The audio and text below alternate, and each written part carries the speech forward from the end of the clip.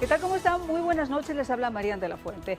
El Frankenstein chavista se volvió contra su padre. Así podría resumir esta guerra campal y el asedio que se vive en estos momentos en Caracas, después de que el Coqui, como apodan al líder de la megabanda de delincuentes de la Cota 905 y aliado del régimen chavista, ya controla el oeste de Caracas y sus principales accesos al aeropuerto internacional y al interior del país, sin que las fuerzas militares o policiales hayan hecho absolutamente nada para impedirlo.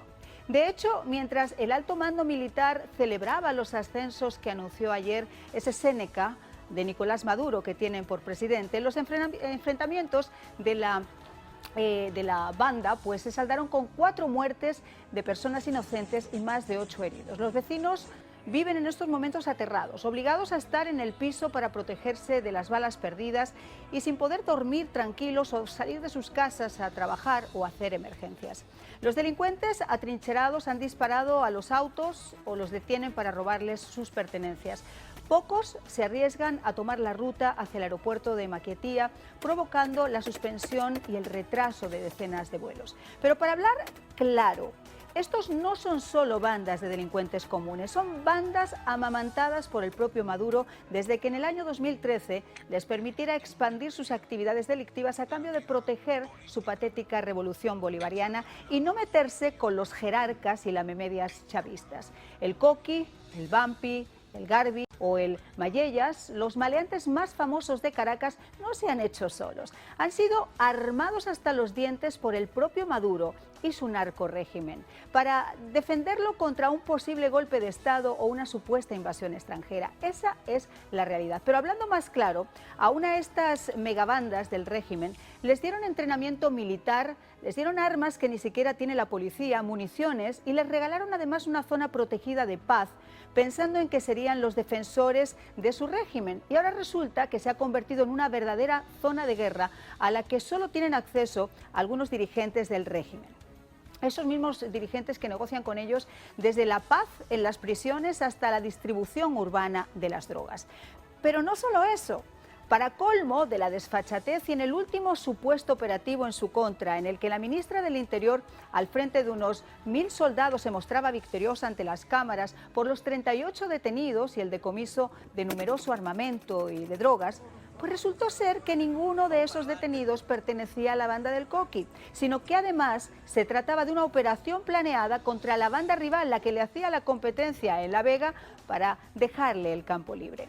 El líder de la segunda megabanda del régimen de Maduro es Wilenis o Wilexis. Él actúa en un barrio enorme, inmenso, que se llama Petare, el más populoso de América Latina, con más de 800.000 habitantes, y también pues terminó mordiendo la mano del que le dio de comer sin que hayan podido capturarlo.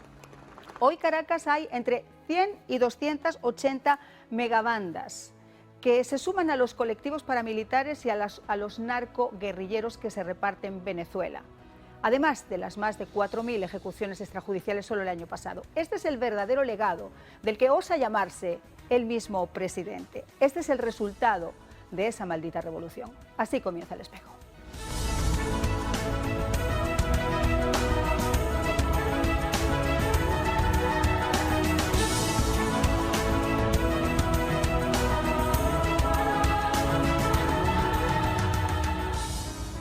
Bueno, pues esta es la situación real que se vive en estos momentos en Caracas. Bandas armadas que han sido armadas, nunca mejor dicho, por el propio Maduro. Pero para saber qué es lo que está pasando, yo quisiera que entabláramos comunicación inmediatamente con Luzmila Vinogradov. Ella es corresponsal del diario ABC y del diario Clarín. Ella se encuentra en Caracas. Muchísimas gracias por haber respondido a nuestro llamado. Gracias, Marian. Gracias por la invitación. No, un placer como siempre. Yo he leído lo que pusiste, lo que escribiste en los diarios y ronda un poco más o menos la explicación que estábamos dando y que sabemos los periodistas que desgraciadamente nos ha tocado seguir de cerca estas bandas y lo que Maduro está haciendo en Venezuela. Ahora cuéntanos cuál es la última hora, qué es lo que ha pasado. Bueno, anoche cortaron la luz, suspendieron la electricidad en toda esa zona de la Cota 905. Es una zona de La Vega, digamos. Cota 905 porque ese es el nivel está por encima sobre el nivel del mar, 905 metros. de altitud tiene esa zona. Bueno, eh, les cortaron la luz y trataron de cercarlos y esta mañana empezó el operativo con 800 efectivos policiales, especialmente de la fuerza de la FAES, la temible FAES, pero dijeron que habían agarrado o liquidado a uno de los cabecillas, a Coqui, pero fue mentira Pero porque claro, eso mismo ocurrió en mayo, cuando la ministra del Interior anunció que habían liquidado, habían hecho muerto al Coqui, pero nunca mostraron su cuerpo, y a la mañana siguiente, a la semana siguiente, pues estaba vivito y coleando, y no solo haciendo vivito, de no, las a ver, suyas el Coqui. y no solo vivito y coleando, para que la gente que nos esté escuchando entienda un poco. Yo recuerdo cuando el actual alcalde de Sucre, José Vicente Rangel, les dio la zona de paz, entre comillas, para que depusieran las armas. Bueno, pues resulta que ahora esa zona de paz es una zona de guerra, una zona de distensión parecida a la que se dio a la guerrilla, donde esta gente se ha hecho mucho más fuerte, se ha hecho con el control absoluto y es además un lugar donde se defienden o atacan con las mismas armas que ellos les han entregado, armas que ni siquiera tiene la policía. Efectivamente, las bandas del Coqui y otras que recibieron, bueno, la ministra del Interior, Carmen Meléndez, anunció 1 millón, ofreció una recompensa de 1,5 millones por la captura de los, digamos, 3 cabecillas más importantes, que es el Coqui, el Vampi y el Gisley, ¿no? Entonces, pero nada. Pero esto es espuma, eso es desviar la atención. A ver, ¿tú cómo vas a ofrecer una recompensa de $500.000 hacia un delincuente que tú mismo has hecho, que tú mismo tienes ahí supuestamente para defender tu revolución, que supuestamente tienes ahí para defenderte de un supuesto ataque extranjero al que tú has creado como un Frankenstein? A él no le interesa sacarlo de la calle, y eso sin entrar en el tema del narcotráfico, porque estas pandillas que están ahí, que estamos viendo, son parecidos a los Hell Angels aquí en Estados Unidos, los que se encargan de distribuir la droga, de la que Maduro conoce muy bien de dónde viene y cómo se maneja en la zona urbana. Fíjate, mira, Marian, te voy a poner esto. El patrón se repite, porque en mayo la primera vez fue Maduro que anunció: el Coqui, vamos a por ti esta noche o estos días, así que te vamos a poner preso. Esa advertencia le sirvió al Coqui para escapar.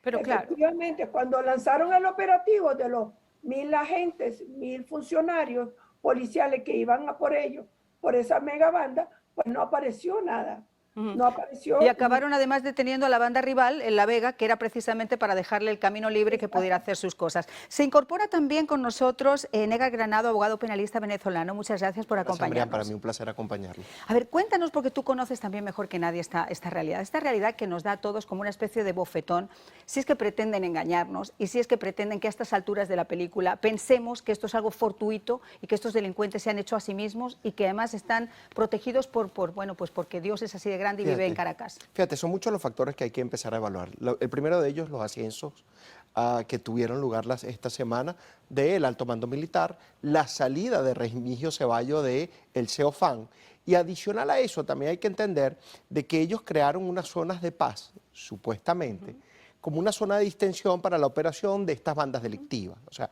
empezó en Petare. Tenemos que recordar que para el año pasado el Wilexi en Petare, que es otra barriada caraqueña, hizo algo parecido. Mantuvo 48 horas en zozobra a las policías, a los órganos de seguridad, al FAES, en Petare. Lo mismo está pasando en este momento en La Vega, en la Cota 905, en el Valle. Entonces, lamentablemente, Caracas está tomada y está sitiada por órganos de delincuencia totalmente autorizados por el régimen, armados por el régimen, sin hablar que lo que está operando en Katia, que son los colectivos, que también son bandas criminales armadas por el régimen, que se sustentan a través de delitos de delincuencia organizada, de narcotráfico, de extorsión, de secuestro y de homicidio. Pareciera un factor aislado la situación del presidente de Haití, El asesinato del presidente de Haití, hoy en día hay una investigación en curso que lleva a decir de que entre colombianos, Narcotráfico. venezolanos y unos haitianos que eran ciudadanos Dos americanos, estadounidenses de origen haitiano. de origen haitiano, estaban al acecho del presidente producto de los lazos que tenía el presidente de Haití con Donald Trump en su momento aquí y la arremetida que tuvo contra Venezuela. En el tema de Donald Trump no lo sé, pero lo que sí te puedo asegurar, porque en el día de hoy he estado hablando con muchísima gente en el país y con gente acá, que además están envueltas en investigaciones federales, porque es un tema que me interesaba saber para saber si puesto que no hay nada oficial, si esa hipótesis estaba más o menos cerca. Yo no sabía, por ejemplo, que Haití es uno de los puntos de acopio de cocaína procedente de Colombia y de distribución a través de República Dominicana. ¿Eso es correcto? Yo no sabía tampoco que en este momento en Haití, y estamos cambiando momentáneamente de tema, estaba operando el cártel de Sinaloa.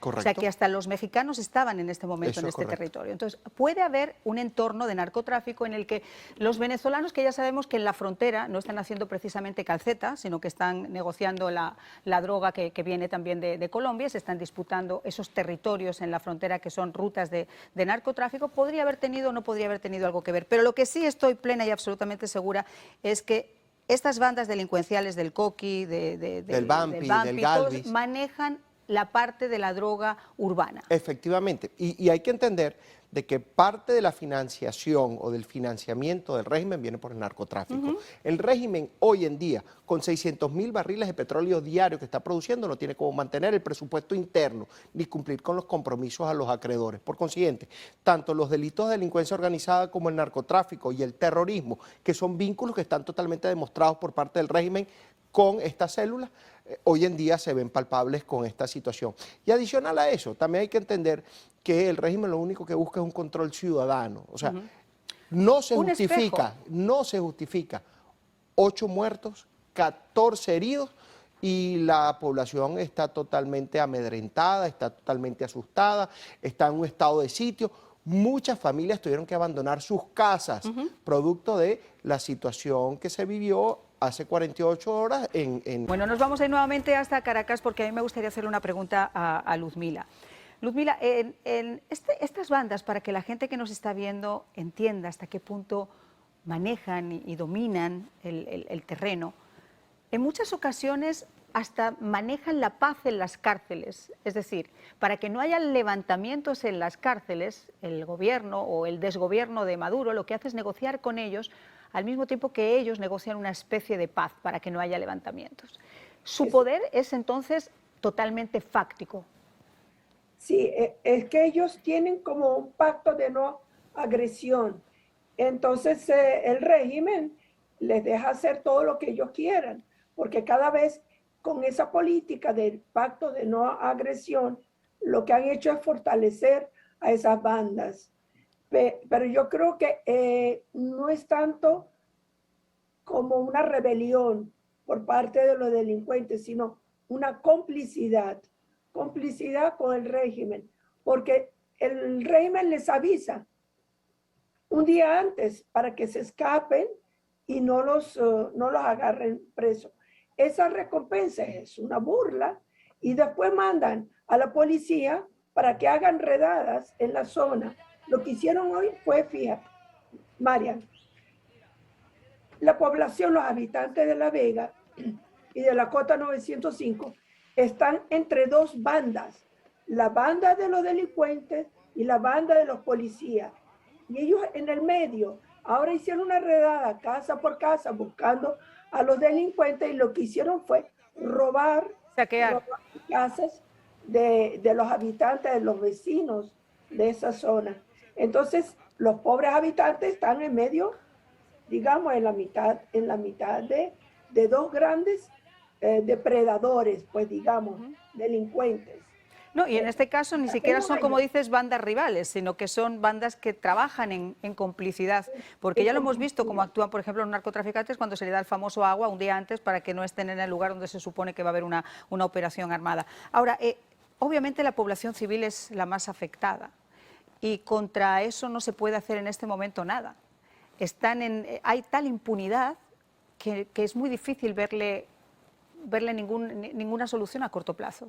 María, mira, más allá de la impunidad que la entendemos como que el Estado está obligado a hacer todo lo necesario para enjuiciar a estas personas que son criminales, tenemos que entender que es el propio Estado quien le está violando los derechos humanos a los ciudadanos. No solamente los venezolanos, cualquier ciudadano que esté en Venezuela está corriendo peligro sus derechos humanos, porque el principal derecho de todo humano, que es el derecho a la vida, no está garantizado en Venezuela. No.